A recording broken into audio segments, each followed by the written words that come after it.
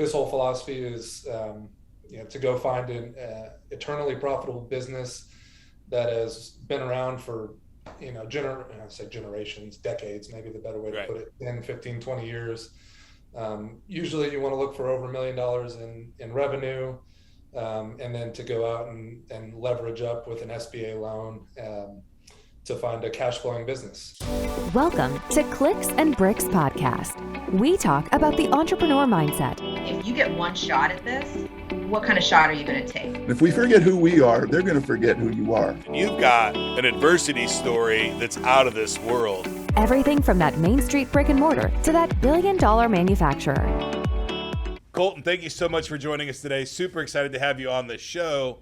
This is going to be an interesting show because you're currently in the process of looking to acquire a company, which is a little bit different than what we normally do, but you've already exited your corporate America job. So before we jump in and talk about where you're currently at in detail, can you tell us a little bit about who you are and where you're from?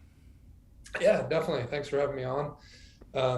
So yeah, I'm born and raised in the Woodlands, Texas, just north of Houston, and went up north to go to school. Went to Purdue, had an opportunity to play football with those guys, and didn't work out. I don't know, I wasn't good enough or something, but segued that into a career of manufacturing and operations over the last 10 years, and currently reside in Prosper, Texas, which is just north of Dallas. Okay, but now you put in your notice. You don't have a job right now at all, so you're effectively a hobo.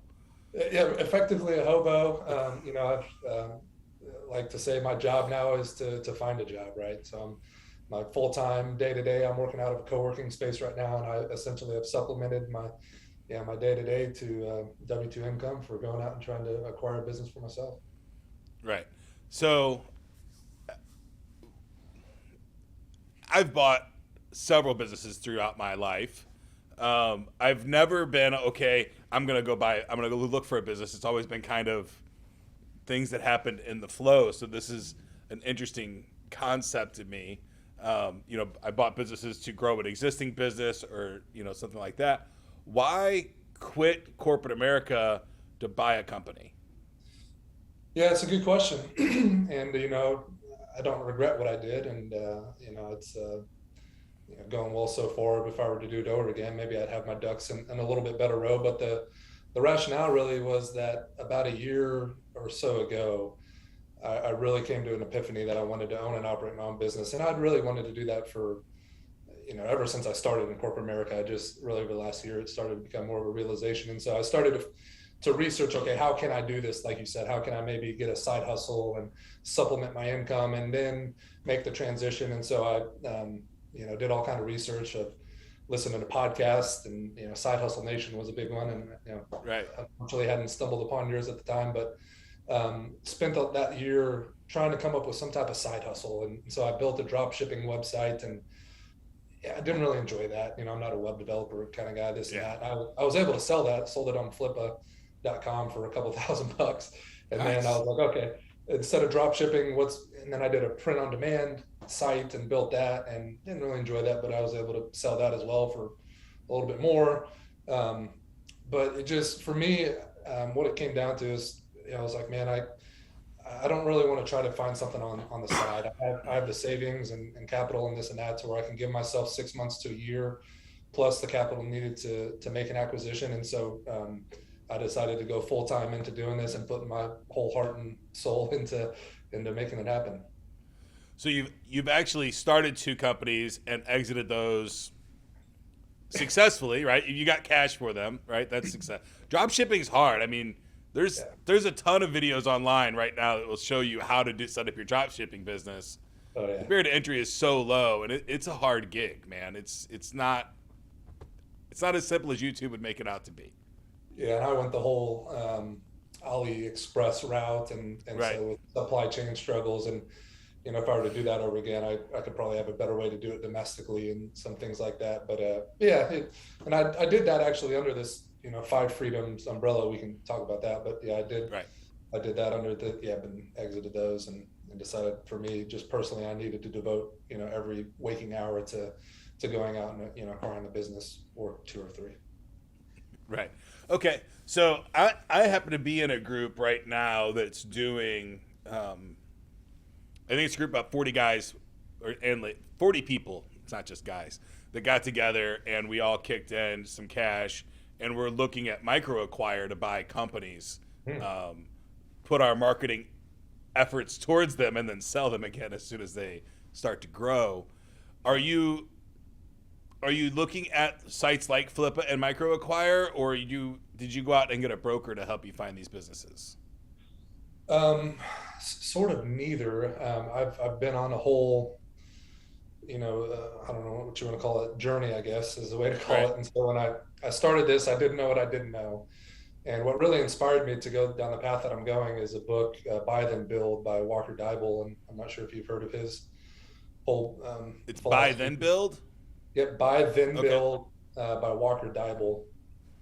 And his whole philosophy is to go find an eternally profitable business that has been around for generations, decades, maybe the better way to put it, 10, 15, 20 years.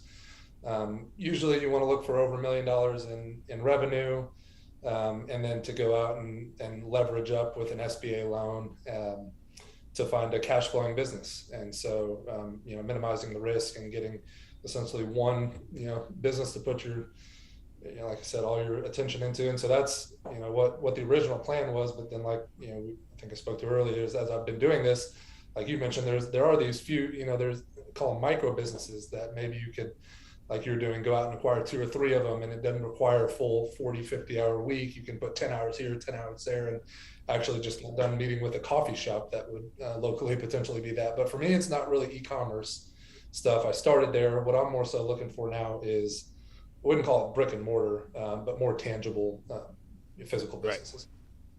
I love my brick and mortar businesses. I think they're my favorite, and I think they get the majority of my time because they demand the majority of my time, right? Whereas the software companies, you can they can sit on a shelf for a day and not get any attention at all and be fine. You won't get any sales, but they'll be fine just living without my assistance. Where the brick and mortars, I mean, they have power outages and plumbing issues and all this different stuff that happens all the time that you have to. They just require more attention. Yep, absolutely. At the end of the day, so. Are you thinking like electrician firms, MSPs, that kind of stuff, or do you have a clear passion on something that you really love doing? Yeah, I get that question a lot. Every time I tell somebody I'm going to buy a business, they say, "What kind of business?" Right. But for me, it's not. This isn't a passion play per se on the type of thing I want to do. The passion play here for me is owning and operating a business. And with that being said, the Walker Dybel Buy Then Build deal he really encourages you to come up with a target statement. That more so what it starts with is defining your geography, defining what you can afford, and and finding a profitable business, and then getting into the industry type. And so for me, it's I knew I didn't want to move, wanted to be around Dallas Fort Worth. Like I said, live and prosper. I want 350 to 750K on the SDE, seller discretionary earnings. And then business type, my background's in operations manufacturing. So I gravitate towards that, but then my business sense says don't go buy a capital intensive and inventory heavy business. And so, if I can find something that's maybe light assembly is interesting, or service related businesses as well, which could range for me from, I don't know, HVAC, if you want to classify that as service, to cleaning, janitorial. And more so I'm letting the first 2 pieces, the geography, the size of business, what I can afford, lead out to help me find a good business. And then from there, it's like, can I see myself doing this or not? Yeah. And the world is plentiful with opportunities, right? And never more than it has been right now. So I think what do you think right now is your biggest challenge on finding the right company? Gosh, the biggest challenge at first was knowledge. Being 10 years corporate America, you just get so content and comfortable with, being an operations manufacturing guy and not really fully understanding the way the world works, from financially to relationships. And not that I didn't have relationships or network, but it's all within your little bubble of, manufacturing. And so that was the biggest gap. And so it's, reading all the books I can read, listening to all the stuff I can listen to, networking with people and figuring out, what's the right way to do this, and, Right. without stepping on a landmine. Absolutely. There's tons of landmines, tons of opportunity out there to be had. MicroAcquire and Flippa are the two big ones that I'm used to, but I also have some brokers that I get lists of stuff too.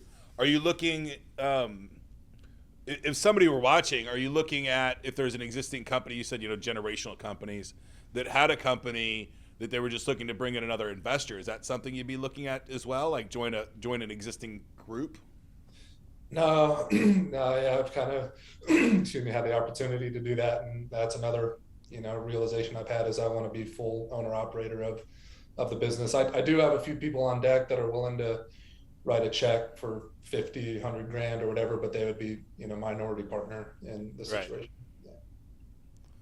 Wonderful. I think it's fantastic what you're doing. It's scary when you married and kids, or single guy? Married with kids, got a 1-year-old, 3-year-old, and a 5-year-old. So yeah, that definitely plays into the equation. And stay-at-home wife, so we literally have no income right now. Yeah. So you went to your stay-at-home wife and you have kids and said, "Honey, I'm going to quit my job and buy a company." Yeah, essentially, I said, "Honey, I'm going to quit You're my a job." pretty ballsy guy. But said, here's my plan to do it. Looking at my savings runway, going back through and budgeting and looking at our expenses, and we don't have a lot of debt. We got the house and car, but essentially, like I said, came up with, I got 6 months or a year to do this. The further I get into that year, the less capital I have to put towards an acquisition. But then, just, who knows the way the economy is going to go. But for me, it's like, man, I feel like I have the experience and a pretty solid resume that if this goes belly up, that, God willing, I'd be able to go get a job with my tail between my legs and provide for my family as needed. Right. Okay. So quit the job, exited there. Now you've got your days free. I know that whenever I was younger, and I still have this problem from time to time, it's very far and few between anymore. You're not answering to anybody, right? You wake up and you can jump on the PS5 for a couple of minutes or a couple of hours, or you can blow off the day pretty easily at lunch. How do you make sure that you're staying focused and you're executing on the right stuff on a daily basis without having some kind of third party really pushing you to do that? Yeah, no, that's great. In the last couple of years of my career was in fairly high up leadership roles, and not that you didn't have a boss or third party or whatever, but you did have to operate autonomously. And so I think just habit wise and discipline wise has always been instilled in me. But to your point though, when I first quit the day job, so to speak, I was working at home and in our spare bedroom, and 3 kids running around, and wife asks you to do some chores or honeydews that you've been needing to do, and she feels like now she can come talk to you at 2:00 to do that, or during your lunch break. And so right. What I did was a couple weeks in, got sense of that and went and got a co-working space. And so now I lease a desk. It's just a desk, not even an office, at a co-working space right down the road.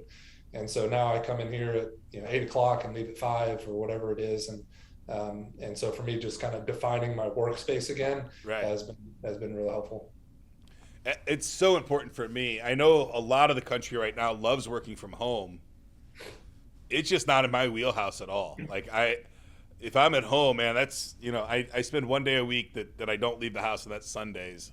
And I mean, I'm basically a slug for the most part the whole day, right? Like I don't find the motivation to do anything except for recover and relax. That's my day to do that. So, I applaud the people that can solely work from home and not have and still be productive. I don't.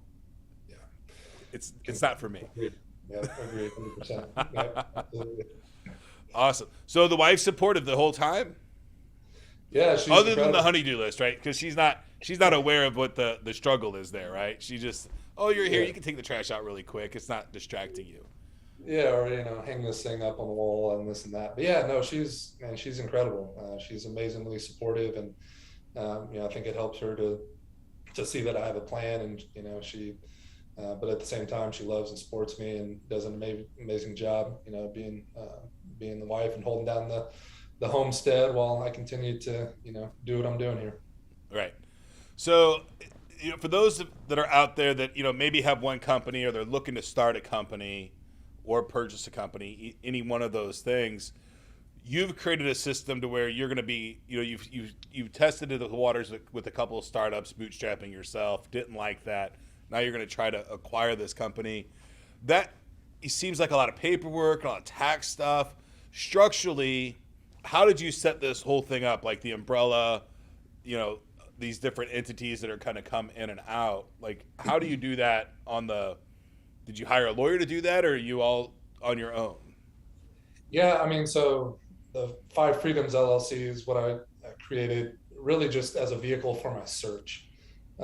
Just to look more professional, that I'm not some just Joe Blow, which maybe I'm just some Joe Blow, but I got a website and this and that, and I did that through LegalZoom. Just went on LegalZoom and created an LLC, and I got QuickBooks, and I'm not running too many expenses through it. I'm running the co-working space through it, and some other software. I have a CRM that I'm using to help me keep track of deals, HubSpot, and so I run those things through it. And there's really no other entities or what have you that come into play until I make an acquisition. And so I'd never had a CPA before, didn't really need it, but I now have a CPA lined up to help me with due diligence, and I know what their fees roughly are going to cost to do a Q of E, quality of earnings, if I need that.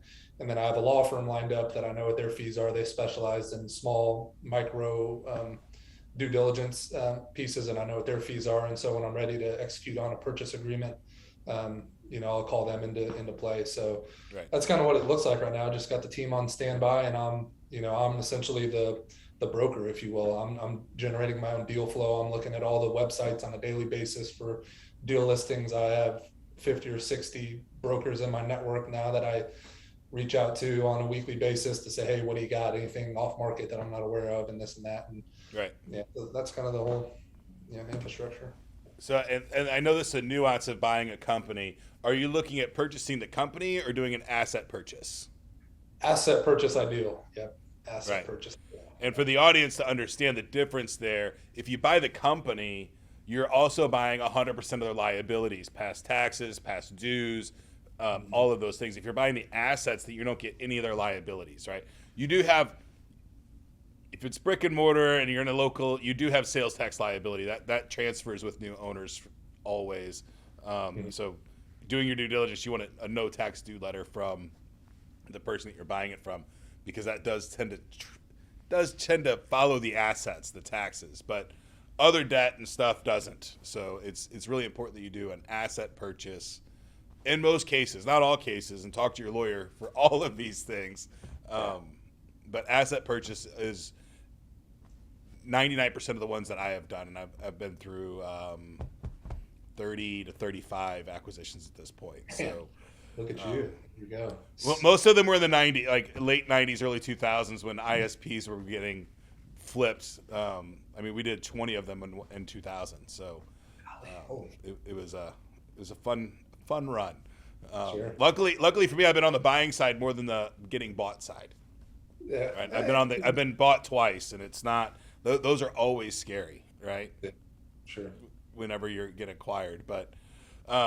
So are you looking for companies with staff, no staff, or is that even not something you're thinking about too much right now? No, it is, and it comes down to kind of the business. I didn't set a hard parameter that said I need management in place or not. What I really am looking at is what that cash flow is afterwards, and what my day-to-day is going to be like. Need to be like. There's I'll probably say 25% of the businesses that come across are incredibly seller dependent, that especially at the range that I'm looking at. Right. It's the seller is the business. It's their relationships, it's their knowledge and what have you. And if you take them out of the equation, it doesn't work out. And so then in that case, it's like, okay, I do need a layer of management and what have you. But And that would be preferable to have, a team in place, but sometimes the margins and whatnot Right. aren't there to support that. Yeah, it's more times than not when we've acquired the assets, we've gotten rid of the team that we were acquiring. But that's because we were buying it and then absorbing the infrastructure. You would assuming need the team because you need to operate the business, right? You don't have the entire staff ready to roll. Super interesting that you've created this position for yourself now that you get to orchestrate your own outcome for the most part, right? As long as you find something and execute on it, you get to kind of build your own perfect business. In your head, do you have kind of what that perfect sweet spot is, or is it really just the numbers? Yeah, I mean, starts with the numbers, but then from there, it's like I don't want numbers while running a ballet studio or something. It's like Right. I do want something that I enjoy coming to work for. But like I said, it's the passion play more I think so. running a ballet studio would be amazing. Yeah, I'm just saying I don't know if I'd be very good at it. But I'm 6'6", about 270 right now, 120 cheeseburgers, and I'm not sure how graceful I'd look, out there in a tutu or something. But Right. yeah, it's yeah, I mean, ideal outcome is yeah, acquiring something that's eternally profitable, however you want to call that, and that I grow and scale. And I would be interested in maybe, an exit after 5 or 6 years and doing it again, type of thing, just to keep things fresh. Right. I think it's important to have new business and new stuff to do. I mean, not too regularly because you don't want to be flighty, right? You want to be known for something other than, oh, this guy just churns and burns everything he does, right? That's not a reputation anybody really wants. So I think it's super exciting what you do. Do you feel? I mean, you're under LOA now, right? With some or Yeah, LOI. I presented one. I forget. I think it was Friday. Got a counter this morning. I think I'm okay with the terms. I'm gonna probably try to push back on one piece of it with the transition period. But then from there, yeah, I could potentially be under LOI before the end of today, maybe. That's amazing. So, and for the audience that doesn't know, LOI is letter of intent, right? It's just basically, it's almost like an offer letter. Say, hey, this is where I think you're at, and if assuming you are at the numbers that we all said that you're at, then I'm willing to pay X, Y, or Z based on these different circumstances. So, one thing that I've noticed when I've tried to purchase companies, especially small companies, and you had said earlier about the owner is definitely part of the business. And the big hang up that I've always found is that the owners always want to put their paycheck as part of the profit numbers. And they call that as their, no, that's distributions. But if they're working there, that's not the case. And I think that's been the biggest kind of gotcha for me when I'm doing due diligence for companies. Have you come across a consistent kind of thing that you're seeing during this process, or has it just been a different bag of random screws every time? Yeah, no, that is definitely a common theme, as you mentioned, the owner, and especially in my case, since it's smaller, but then it's also, trying to find companies that have been around and weathered the storm, ideally even through the last recession, so I can see how they performed. But yeah, the owner isn't really taking into account what it's going to take as a replacement salary, whether it's for yourself. And usually you take a look at what the owner is doing in these businesses, and it's like, golly, it's like, I'm going to need me plus another person to do this, right? I mean, it's and so then you got to, all right, maybe I need an office manager for 40 grand plus, whatever I'm doing. But then the other one has been whether they own the building or something along those lines. They're just not accounting, and they don't fully understand normalizing, like you're saying, the earnings. And so a lot of times they own the business, and then they'll, they're not realizing, okay, well, the new owner is going to either have to buy that business, or that building, that's additional debt, or they're going to need to lease it from you. So really, you don't have that expense, and so the business isn't worth exactly what you think it's worth. So Right. Like, I know I have a business that it's not for sale, but if I were to sell it, they'd have to buy the building with the business, right? And so the building's value is part of the business value. Because that specific building is required to service those clients, and you have to look at all of those details. It's a tricky bag. You got to look at every single detail. Congratulations for taking this journey. I think it's a lot of fun. My gut is that you'll be way more successful under the 5 freedoms, to have multiple companies, because you get economies of scale on stuff like human resources and accounting and things like that. Tend to, whenever you can get rid of those departments, it tends to make those purchases a lot more profitable at post acquisition. But it's a lot of fun what you're doing, and I definitely wish you the best of luck. What hurdles? What are some of the biggest hurdles you've had in this journey since exiting? Now you're in co-working space. What are some of the big hurdles that you've had that if somebody else was going to go down this path, that you're like, man, if I'd have known that on day one, maybe I would have been. This would have been a lot easier.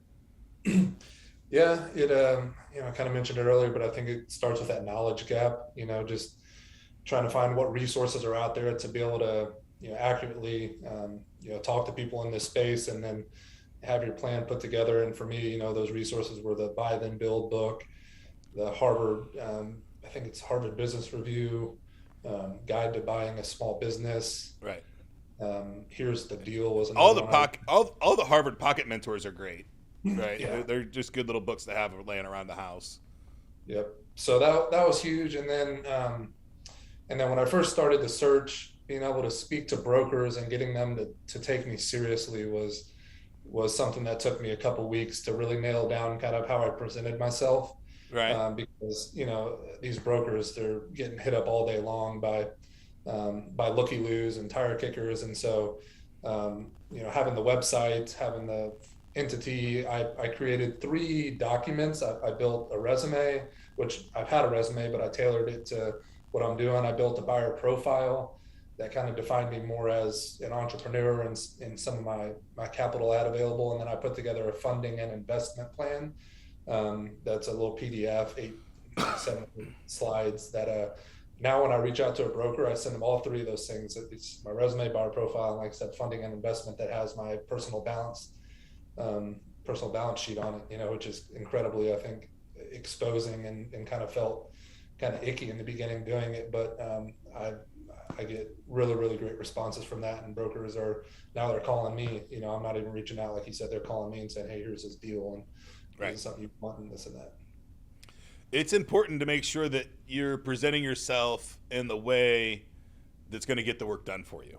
Right. And you're right. The brokers are getting kicked, all the time. It happens to me. I'll kick a broker, hey, I want to know more about this detail and about this deal. And they'll even kick it back at me and say, are you really serious about this, Ken? Or is this just, are you just looking again? Yeah. But sometimes you have to look at stuff, right? You got to look at a lot of different deals before is this the right one? And sometimes they look great on the surface, but there's always dirt under the carpet. Yeah. Always there's some dirt under the carpet. So you really have to do good due diligence. Have you looked at the concept of holdbacks yet on your purchases? Yeah. So the main plan, is to go out and get an SBA loan. And so they, I'm sure, as you know, right, they have some stipulations around what that has to look like. The clawback, holdback, that's what you're mentioning, right? Financially. Correct. Yeah. Yeah. And so with the SBA, right, as again, you probably know, it has to be tied to historical metrics that the business has done in the past. So, if the business has consistently had $1 million in revenue, you can point it to $1 million in revenue and say that, whether it's depending on the SBA loan. Some SBA loans you can do based on projections of future growth, right? There's all kinds of different loans out there from the SBA that you can get. I think the 7A you can do on projections. But you have to have a real estate component, right? So there's all these different stuff. Talk to your SBA person about all the different SBA loans that are out there. I know that if you're going to wrap real estate into it, that they can do some projections on growth and loan for that as well. But it depends on what kind of SBA loan you're going to get. Holdbacks for the audience are the seller says that it's bringing in X dollars per year. So, okay, I'm going to hold back 20 or 30% for 3 years, and you're going to get those, 10% per year for 3 years is one way to do it. The other tactic that I really like whenever I'm buying a company is seller financing. So the seller keeps 10% of it, and that's your 10% down for the bank a lot of times. Not always, but sometimes the bank will approve that as well, especially if they are a key player and you want to maintain some of that tribal knowledge that owner has, right? Like, Yep. they have knowledge of the company that nobody else is ever going to have, and assuming that the entire company's been built on some of those pieces of knowledge that weren't properly documented in the beginning specifically. So Yeah, this deal I'm working right now actually has, I left, it was only like 50 grand or something, but have it in there that have that 50 grand go to escrow, and it will be released, if revenue hits. The trailing 12-month revenue after post-acquisition hits, I forget what I put the revenue at, but it was a historical performance metric. And right. So yeah, absolutely. Really good strategy. Yeah. All those, and whenever you're looking at buying a business, for the audience, there's no hard and fast rules here. You can get as creative as you can possibly think of, right? Across the board. You can do long-term seller financing. You can do short-term seller financing, holdbacks, cash holdbacks, asset holdbacks, all kinds of things. So it is very, very fun stuff to do. This is the height of buying and selling stuff, right? Is buying and selling companies. It's super fun. So Absolutely. awesome.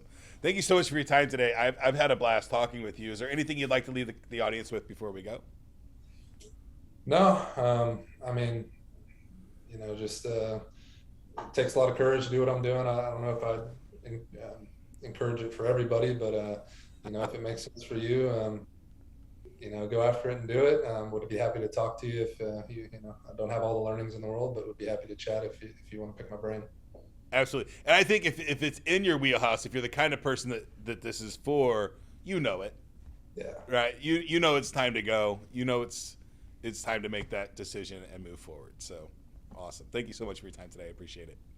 Thanks. That's it for today's show, folks. If you'd like to join my text line community, the number is 314-370-2871. All you have to do to join that text line is send me any question about business or technology. I'll do all the research, and I'll give you an absolutely free, totally unbiased answer.